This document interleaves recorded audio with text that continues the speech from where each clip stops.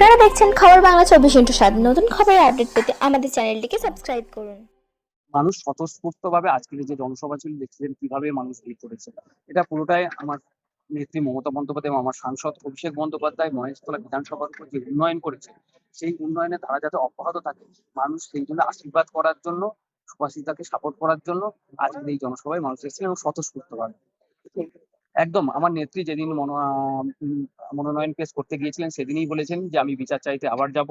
Supreme কোর্টে গিয়েছিলেন এবং এটা আমার নেত্রীও আজকের বলেছেন আপনাদের সংবাদ মাধ্যমের যে উনি কতটা খুশি যে এই এটা তৃণমূল কংগ্রেসের জয়, এবং তৃণমূল কংগ্রেস না থাকলে এটা সম্ভব হতো না। সাধারণ মানুষরা যেরকম ভাবে বিপদে পড়েছে, আপনারা জানেন যে অনেক বৈধ ভোটার যাদের আর কি নাম ডিলিট হয়ে গিয়েছে, তো এটার পরে যদি ট্রাইব্যুনাল একটু তাড়াতাড়ি ফাস্ট কাজ করে তাহলে অনেক ভোটার আর কি নিজেদের ভোটাধিকার প্রয়োগ করতে পারবে। আমরা আমরা অবশ্যই খুশি যে এই সিদ্ধান্ত যেটা সুপ্রিম কোর্ট নিয়েছেন, এবং আমাদের দলের তরফ থেকে এটা অ্যাপিল করা হয়েছিল যাতে আর কি তাদের সুযোগ দেওয়া হয়। তো আমাদের নেত্রী এটা অ্যাপিল করেছিল, তো এটা যেহেতু আজকে সুপ্রিম কোর্টের এই রাইট এসেছে, তো আমরা সকলে সেটাকে অ্যাকসেপ্ট করছি। মসজিদ দাস কত ব্যবধানে জিতেছে মনে করছে? 1 লাখের উপরে মহেশতলা রেকর্ড করে দিতে পারে। রেকর্ড করে দেবে। একদম। এই হচ্ছে আমাদের ড্রেনেজ সিস্টেম।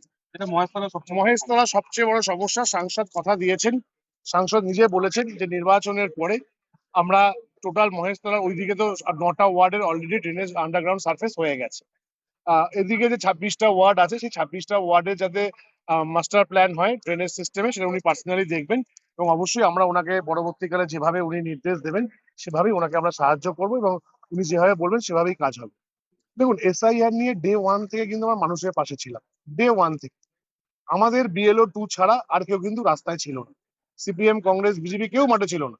আমরা এসআইআর নিয়ে প্রথম দিন থেকে মানুষের পাশে ছিলাম, এবং দিনের শেষে এন্ড অফ দ্য ডে আমাদের কিন্তু জয় হয়েছে।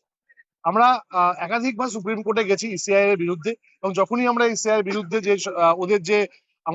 ওদের যে প্রবলেম গুলো আছে, যেগুলো আমাদের উপর চাপিয়ে দেওয়ার চেষ্টা করছে, সেগুলো যখন আমরা সুপ্রিম কোর্টকে পয়েন্ট আউট করি, সুপ্রিম কোর্ট কিন্তু আমাদের পক্ষেই, আমাদের পক্ষে মানুষের পক্ষে কিন্তু রায়টা দিয়েছে। এবং সর্বোপরি আজকের যে রায়, যে ওরা যেটা চেয়েছিল প্রায় 1.5 কোটি মানুষের নাম বাদ দিয়ে দেবে, অলরেডি 91 লাখ বাদ গেছে, কিন্তু এখনো পর্যন্ত যারা ট্রাইব্যুনালে আবেদন করেছে, আমরা প্রায় 2-3 দিন আগেও পর্যন্ত প্রায় আমরাও মহেশতলা থেকে প্রায় 1-1.5 হাজার মতন 2,000-এর মতন অলরেডি ট্রাইব্যুনালে দিয়েছি। যেটা সমীমদা বললো, যদি যারা ট্রাইব্যুনালে কাজ করবে তারা যদি একটুখানি তাড়াতাড়ি কাজ করে, তাহলে দেখবেন অনেক মানুষ তার এই নির্বাচনে ভোটাধিকার ফিরে পাবে। এবং এটা মমতা বন্দ্যোপাধ্যায়ের জয়, অভিষেক বন্দ্যোপাধ্যায়ের জয়, তৃণমূল কংগ্রেসের জয়।